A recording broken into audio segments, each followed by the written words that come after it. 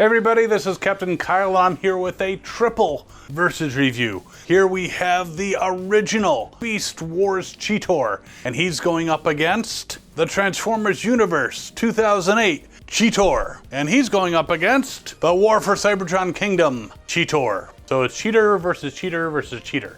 We're gonna go through robot modes, beast modes, and you get to decide which one's the best. Be right back. So we're gonna start with the original Cheetor from Beast Wars. Now this is actually an original Japanese Beast Wars Cheetor.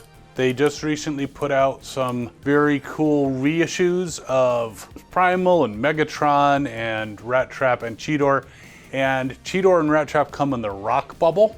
If you're a packaging guru from Beast Wars, you know that some of the Transformers came in rock bubble packaging, and then later on they made it smooth bubble. And the rock bubble was more expensive for collectors. This came in a box because in Japan they put all their Transformers in boxes. So this was the boxed Cheetor, but it is identical to the US Cheetor. And as far as robot mode is concerned, Beast Wars kind of took a page from G2 and continued with the ball socket. So he's pretty posable. His arms bend at the elbows very well. He's got the ball sockets for the shoulders. His head turns inside here, though he does have some pieces that would like block his peripheral. And his legs, he can do a full Jean-Claude Van Damme split. His knees bend. He can go off to the side, obviously. He can do all kinds of kicks. He can audition for the Rockettes. Yeah, so he is very posable, and a lot of the Beast Wars robot modes were very posable. He comes with his two weapons, his gut gun, which actually you can put water in it and squirt it at people. I never have, just not something I wanted to do. And then there's his tail gun that just folds out and, you know, he can shoot. I think in the show, his guns never really looked exactly like the toy versions. The gut gun and the tail gun, I think we might have seen the tail gun once, but in the mainframe show, his guns looked quite a bit different. Hey, I almost forgot. Many of the early Beast Wars figures featured these mutant heads, and Cheetor was no exception. That feature was soon dropped from the line, but it is interesting that they're using it for the Mutant Tigatron and Shadow Panther toys today. Now at the time, most people didn't use that feature, though Tarantulas and Waspinator always used their mutant heads on the show, while Black Arachnia used a modified version of the robot head. It wasn't a great feature, and I'm probably going to forget about it again real soon. So it's a very cool robot mode. In 2008, when they were doing all the Universe stuff, they bought Beast Wars back some characters. There was Rhinox and different versions of Optimus Primal, and they came up with a new version of Cheetor. Now this Cheetor has a very big back, like a hunchback, but he's very posable. His head does turn. Again, because of the way he transforms, his arms can go really wild. I have to say the robot mode, have to get everything directly into the right spot to have it stay. Otherwise, it can flop around. So if you don't get him exactly right, it was a very cool update, but despite the fact that he's very posable and he can do all the stuff, it's just too easy for this character to have parts detach and flop around the way they shouldn't. And he can throw a tantrum, but it's kind of a neat figure. And he can stand in much more interesting poses more easily. His weapon is his tail, which is like a club or something. He does not have any type of gun, so maybe they're going with the whole Beast Machine's no gun thing. His tail whip on there, and then swords. But that was the 2008 Universe version. But enter War for Cybertron Kingdom, where they had some of our favorite Beast Wars characters with none of our favorite voices. They sounded all the same again. Quick rant. I did watch all the War for Cybertron series. I'm probably not gonna rewatch it. Nothing stuck out in my head as really cool lines or really cool scenes. It was a story, it was not a bad story, just not well acted and kind of blah. There, I said it. But we did get this version of Cheetor, who again is very posable. He can move his arms all over the place. He looks a lot more like the version from the show. Like his compatriots, he can also do a full Jean-Claude Van Damme. He also goes with the tail whip, which is actually more of the weapon that he had as a Transmetal. But as far as looking like the character on the show, he looks a lot more like, obviously, the Kingdom version, and he does look a lot like the original Cheetor mainframe model that they used in the original Beast Wars CGI cartoon. But all of them are very cool representations of the character.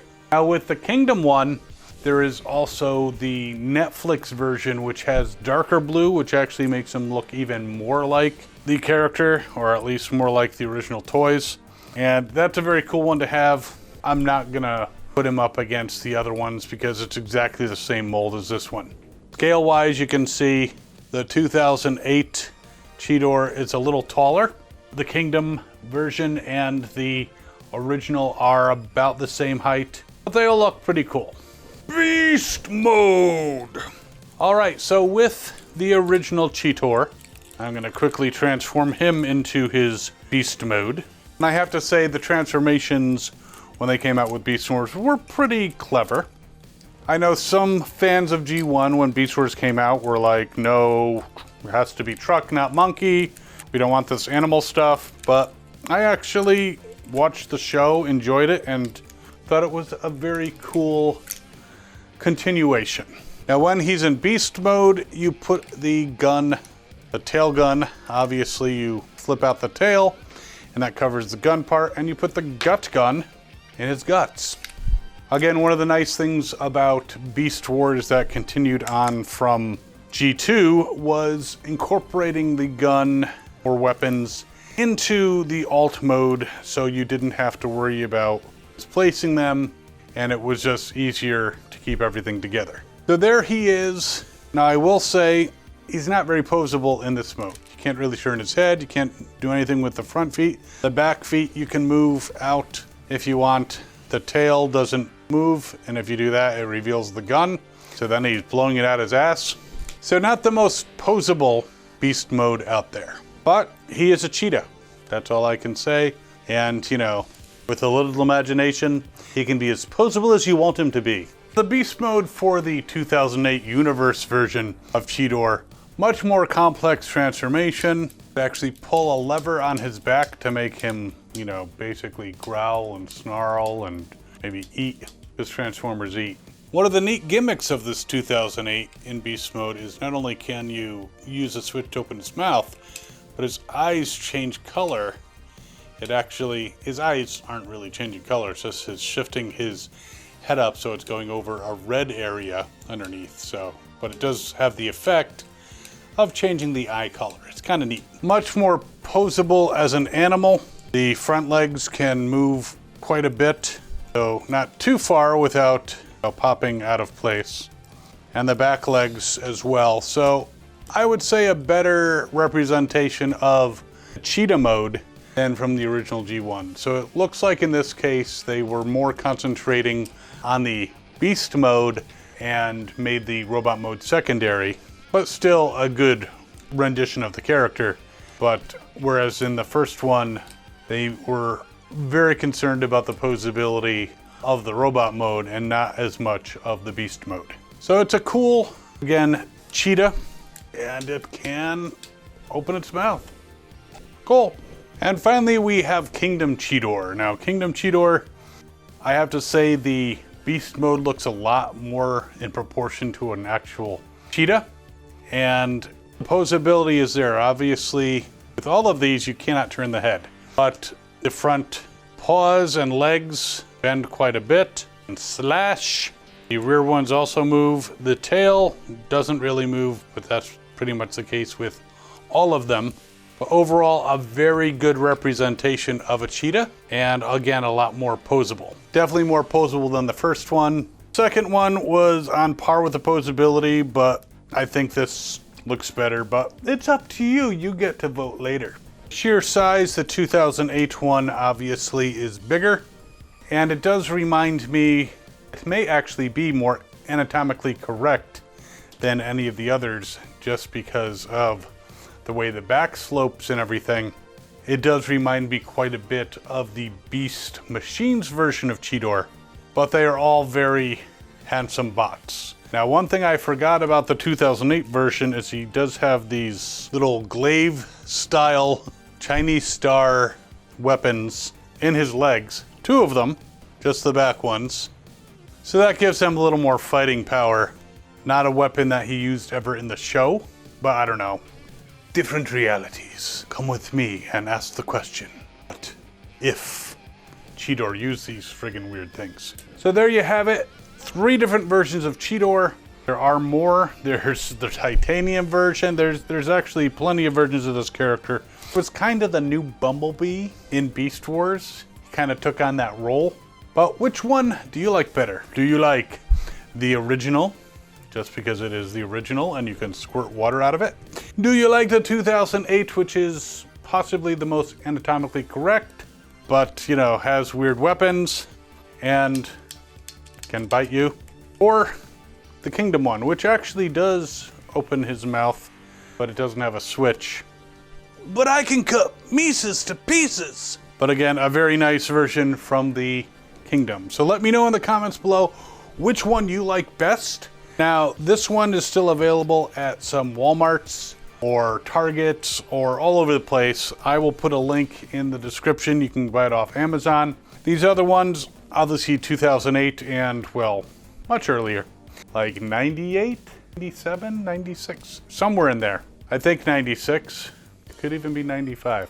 I don't know, do you expect me to do research? But these are older. There is the reissue of Cheetor in the rock bubble. So you can get one of these as a reissue if you want an original. Feel free to check the link below for eBay.